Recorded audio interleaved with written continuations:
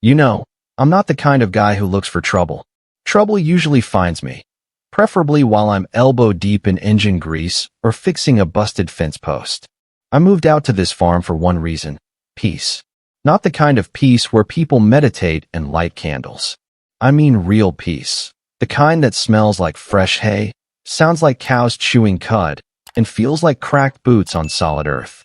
My name's Jack, 43 years old, ex-construction manager turned full-time farmer, and proud owner of 27 acres of land that's been in my family since my great-grandfather rode in on a horse and said, "Yup, this'll do." For the most part, it has done, until she showed up. Her name's Marlene, but she introduced herself to me as Mrs. Pennington, which should have been my first clue. Blonde bob, oversized sunglasses, a clipboard surgically attached to her hand, and a voice like a malfunctioning smoke alarm. She moved into the newly built HOA-controlled suburb right next to my property line. That's when the trouble started.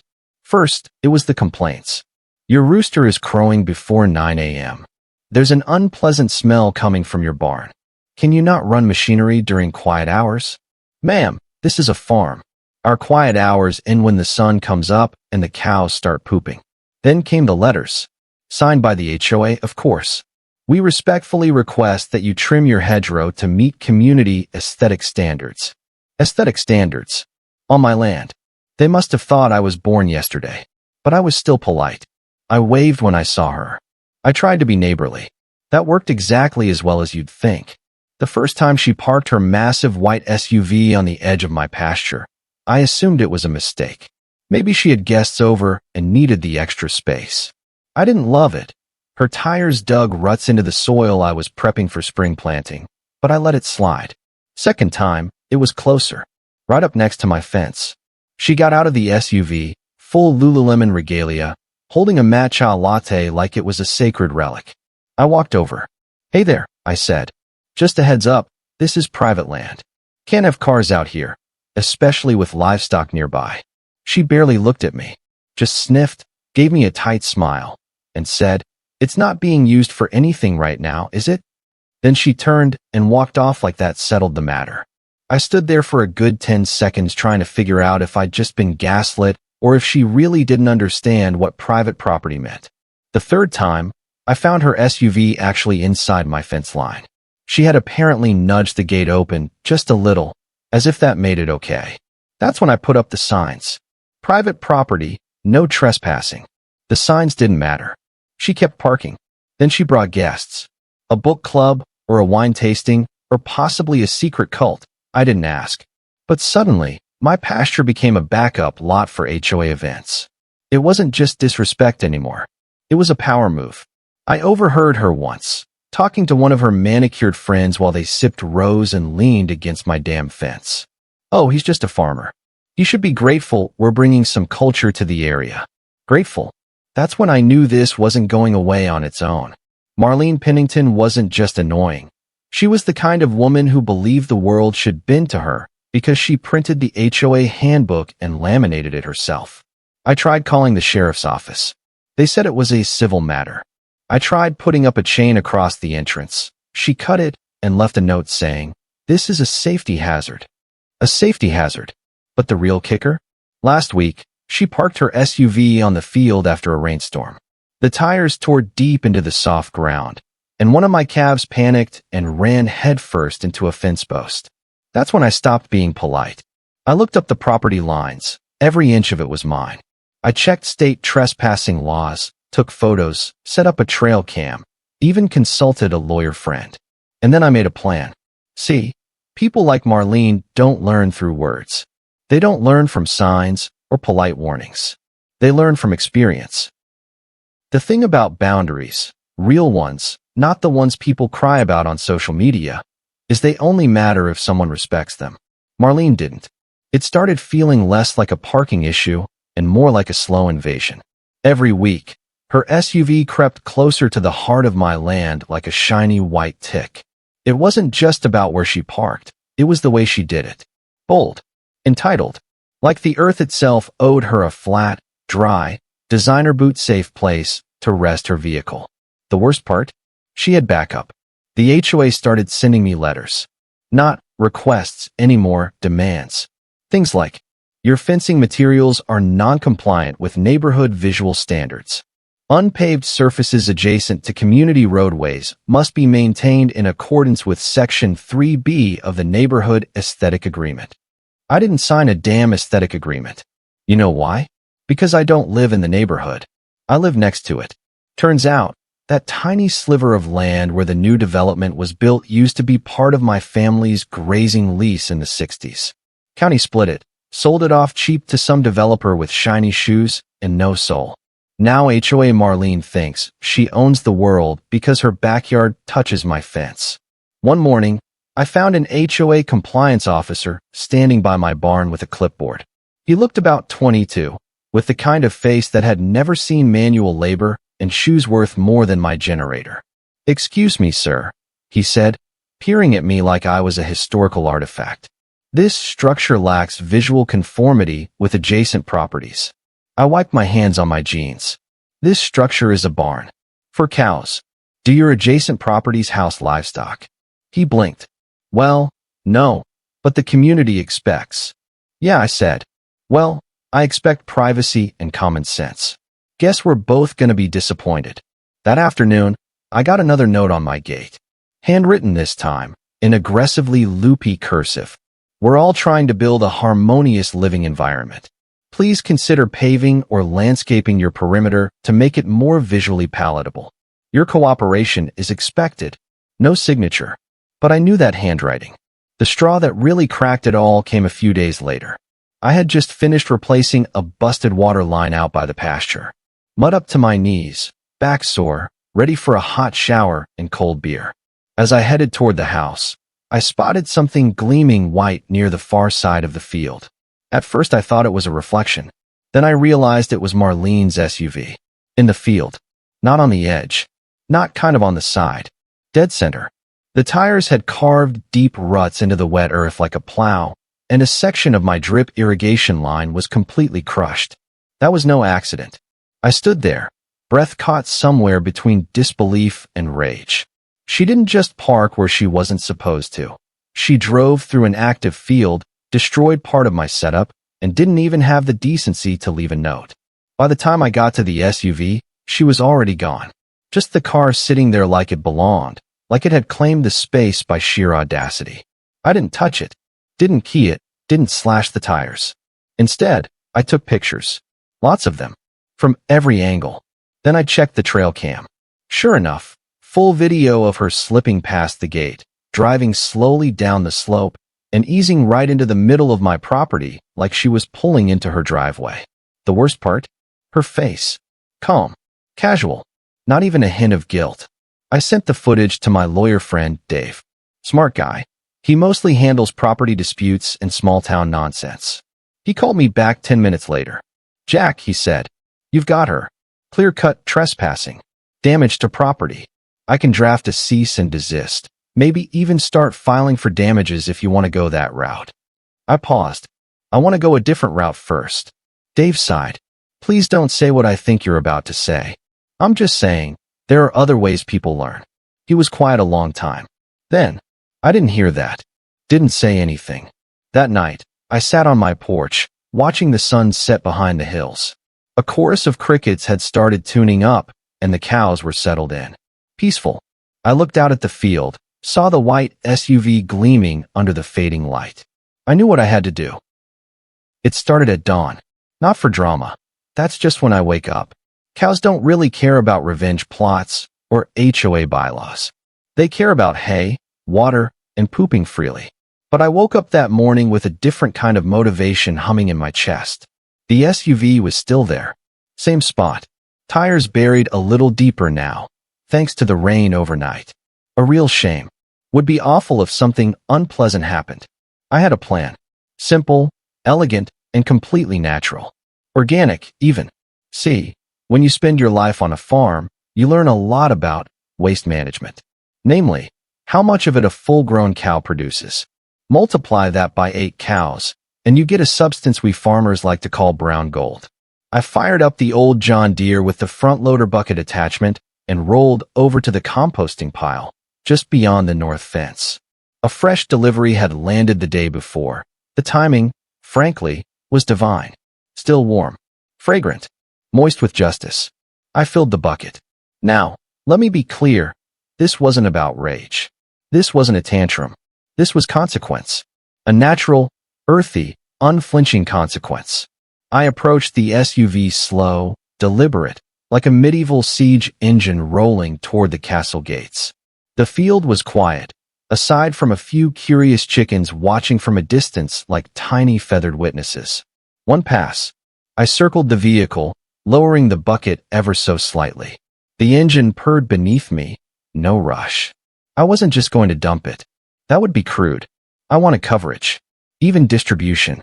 The first load landed like a gift from above. Thick, heavy, and with that perfect splashy squelch that said this SUV has been claimed by the land. The hood disappeared first, then the windshield, then the passenger side door. I moved like an artist, layering the material in broad, expressive strokes. A Jackson Pollock of vengeance. I went back for a second bucket. Because I'm thorough. By the time I was done, it was less a car and more a cautionary tale. You could barely make out the shape, just a steaming mound with a hint of side mirror poking out like the remains of a fallen empire. I shut off the tractor, climbed down, and admired my work with a slow nod. Then I heard it. A shriek. High-pitched, furious, and vaguely bird-like. She was there. Marlene Pennington, sprinting across the grass in white tennis shoes that would never be white again, mouth agape, holding her phone in one hand and a reusable coffee cup in the other. What did you do? I crossed my arms. Fertilized. Her mouth opened and closed like a goldfish mid-panic. You've ruined my car. No, ma'am, I said calmly. Your car ruined my field. I just returned the favor. I'm calling the police. This is vandalism. This is a hate crime. I arched an eyebrow. You parked on private property. Repeatedly. After being warned. This here is what we call a natural consequence. Happens all the time in the wild. She was frantically tapping her screen, pacing in circles, yelling into her phone. I want this man arrested. He assaulted my property. From behind her came the unmistakable sound of slow applause. We both turned. It was Pete, my neighbor from 2 lots over. Retired Army vet, owns a few goats and one very mean goose. He'd pulled up in his golf cart and was clapping like he'd just seen Shakespeare at the Globe. Hell of a statement, Jack, he said with a grin. Marlene spun on him. You think this is funny? Pete shrugged. Kinda, yeah. She stormed back toward the SUV. Well, the idea of the SUV. Only to discover what we both knew already. The doors were locked, but the sunroof had been left open. She froze. Looked at me. Looked at the mount. Realization dawning like thunder behind her eyes. No. I said nothing. Just tipped my cap. Her scream echoed across the field like a banshee being evicted from a yoga retreat. I didn't laugh, not then. I waited until she was gone, standing 40 yards away yelling at a very confused sheriff's deputy over the phone, before I let myself truly enjoy it. And even then, I kept it to a chuckle. I'm a man of dignity. By the time the deputy showed up, Marlene had already cycled through all 5 stages of grief, denial, anger, bargaining, screeching, and Instagram stories. She stood near the property line waving her arms like she was guiding in an airplane, shouting things like, "He is a danger to the community, and there are substances in my sunroof." The deputy was a guy named Granger. I knew him. He'd come out a few times when a neighbor's dog chased my goats, or when the HOA tried to report me for suspicious agricultural activity, whatever the hell that meant. Granger stepped out of his cruiser and looked from Marlene to the SUV, or what was left of it, then to me, then back to her. You say he vandalized your vehicle? He asked, deadpan. Look at it, she shrieked, pointing at the poop sculpture formerly known as her Lexus. He dumped cow excrement into my car. Granger scratched his neck. Well, ma'am, it does appear to be cow excrement, yes. Do something, she howled. This is criminal damage. He's a madman. Granger looked at me. Jack. I held up my phone. Got video. Trail cam shows her trespassing. Again, clear footage of her driving past the posted signs, through my fence, and into my field.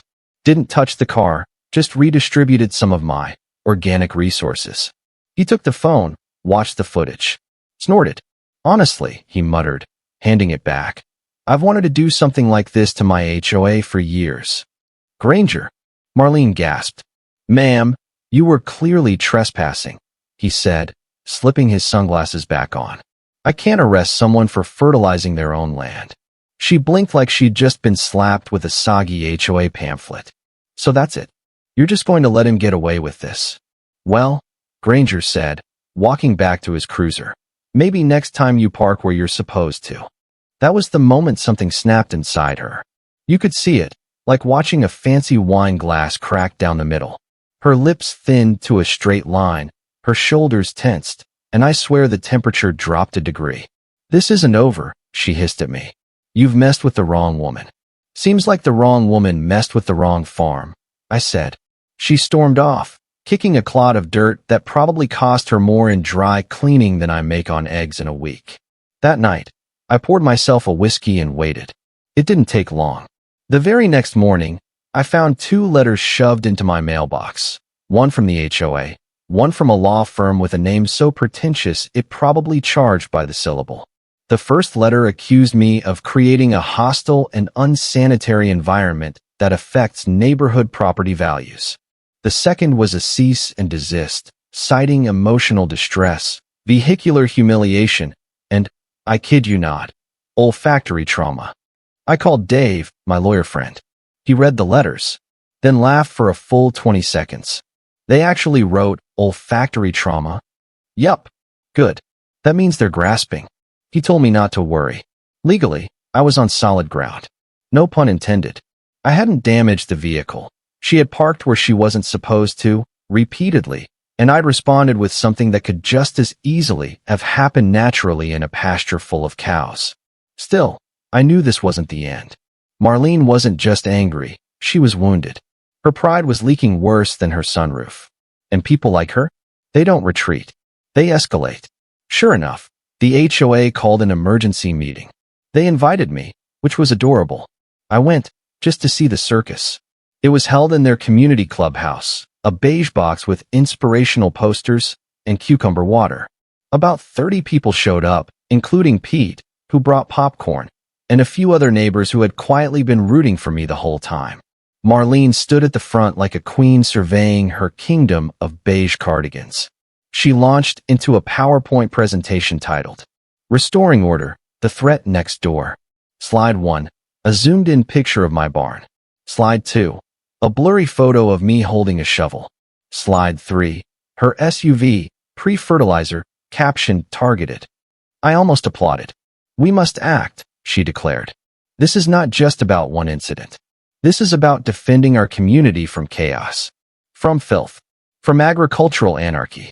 A few people coughed. One guy muttered, "What even is agricultural anarchy?" Marlene pushed forward. I propose that we formally petition the county to annex the land adjacent to our neighborhood. You mean Jack's land? Pete asked, eyes twinkling. So that we may bring it under HOA regulation and restore harmony. She actually got a few gasps of approval. But then I stood up. I'd had enough. I walked to the front, pulled out a copy of my property deed, zoning maps, and a giant printed photo of the composted SUV. I laid them on the table like a winning poker hand. My land is zoned agricultural. Has been for 70 years. It's not part of your development, your bylaws, or your aesthetic standards. I looked around. You all moved here for peace, right? For open skies and quiet nights and clean air? That's what this farm gives you. What it gave you before your HOA paved over the wildflowers. Silence. I turned to Marlene. You call it chaos. I call it life. And if you try to take that from me, be ready. Because I'm not just a farmer. I'm the guy with the keys to the tractor. After the HOA meeting, things got quiet. Not peaceful quiet. Ominous quiet. The kind of quiet that says, there's a Karen in the bushes with a clipboard and a grudge. I knew she wouldn't let it go. People like Marlene don't take L's. They smother them in lavender oil and file lawsuits. Sure enough, within a week, a process server showed up on my porch. I was officially being sued. Not by Marlene directly. Oh no, she used the HOA as a proxy, probably to make it look more official. The claim? Malicious vandalism, emotional harm, and intentional distress via livestock discharge. Dave, my lawyer friend, just shook his head. They're doing it to scare you, he said. They think if they throw enough legalese at you, you'll roll over. They were wrong. What Marlene didn't know was that while she'd been playing HOA games, I'd been playing farm chess. Quietly, strategically, with spreadsheets. See, I'd gone through every single HOA complaint, letter, and false report they'd filed against me in the last 6 months, and matched them to drone footage, trail cam clips, timestamps, and copies of local ordinances. I found violations. Theirs, not mine.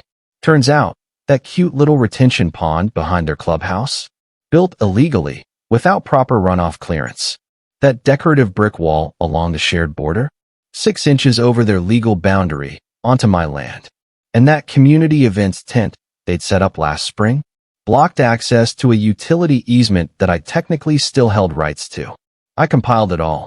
Made copies. Neatly labeled folders. Even color-coded them. Then I showed up in court. We weren't in some grand courthouse.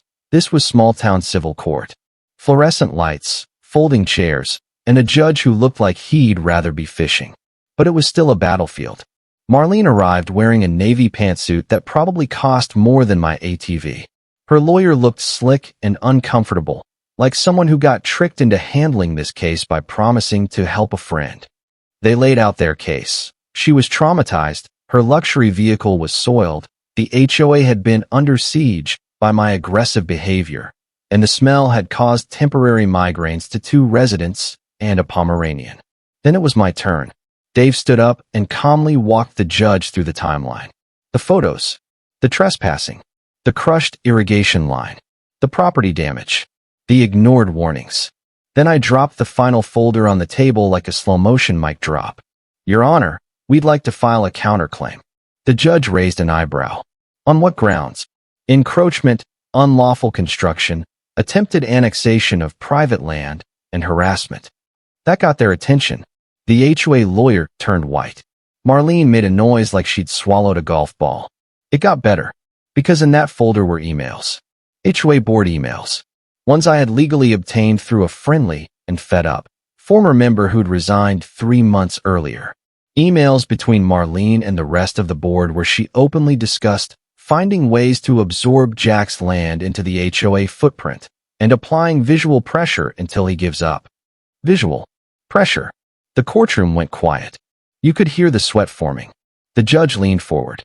I see, he said. So, the SUV was parked illegally, on private land, and was, in fact, left unattended while trespassing. Yes, sir, I said. And the organic material? Technically just part of daily operations on a working farm. He nodded slowly, looked over at Marlene. Ma'am, next time you take a shortcut through someone's pasture, make sure your sunroof's closed. I swear to God I saw Pete, sitting behind me, nearly choked trying to stifle a laugh. The judge dismissed their case. Our counterclaim? Settled in mediation a week later. HOA had to pay damages for the irrigation, take down the encroaching wall, and issue a formal statement of apology, which I framed and now keep in the barn bathroom. But the best part? Marlene moved. Not right away, no? First came the frostiness. The silence at HOA meetings. The for sale sign went up 6 weeks later. I imagine the real estate listing didn't mention the scent memory her SUV left behind. On her last day, I stood by the fence and watched her drive away. She didn't wave, but her car still smelled like justice. Now, things are back to normal. The cows are calm, the fence is fixed, and the sun sets over my land without a Lexus in sight.